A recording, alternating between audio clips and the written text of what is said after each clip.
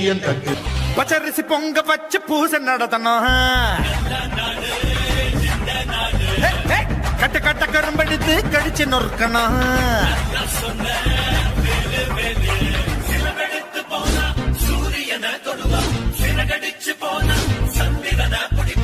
கஷ்டம்னு வந்தா கவலைப்பட மாட்டோம், நஷ்டம்னு வந்தா நடைய கட்ட மாட்டோம்.